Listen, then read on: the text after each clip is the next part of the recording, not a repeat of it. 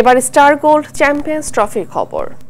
নিউজিল্যান্ডের স্বপ্নভঙ্গ করে তৃতীয়বারের মতো চ্যাম্পিয়ন্স ট্রফির শিরোপা জিতল ভারত। দুবাইতে কিউইদের বিপক্ষে 4 উইকেটে জয় নিয়ে শিরোপা উল্লাস করছে রোহিত শর্মার দল।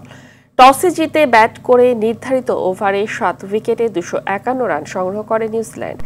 জবাবে 6 বল ও 4 উইকেট হাতে রেখেই জয়ের বন্দরে পৌঁছে যায় ভারত। বিস্তারিত মাহফুজুল ইসলামের রিপোর্টে।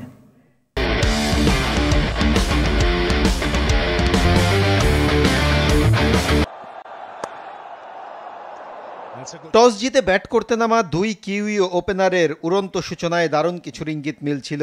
রাচিন ও ইয়ং এর একটা বাউন্ডারিতে স্তব্ধ হচ্ছিল দুবাইয়ের গ্যালারি, কিন্তু সে জুটি থামে 57 রানে। বরুণ চক্রবর্তীর শিকার উইল ইয়ং।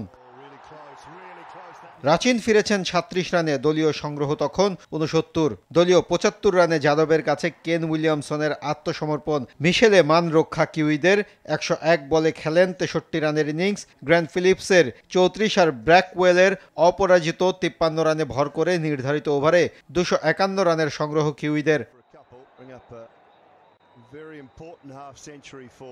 252 রানের লক্ষ্যে দারুণ শুরু ভারতের। উদ্বোধনী জুটিতে 105 রান স্কোরবোর্ডে 31 রান করে শুভমান গিল সাজঘরে ফিরলেও রোহিত তুলে নিয়েছেন অর্ধশতক। তৃতীয় ব্যাটসম্যান হিসেবে 76 রানে রোহিতের বিদায়ের আগে দলকে বিপদে ফেলে দিয়েছিলেন কোহলি। দ্বিতীয় ব্যাটসম্যান হিসেবে আউট হওয়ার আগে করেছেন মাত্র 1 রান।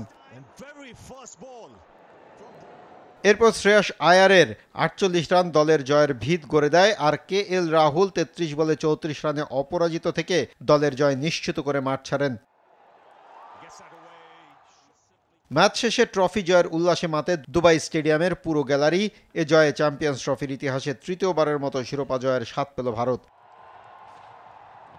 মাহফুজুল ইসলাম, RTV।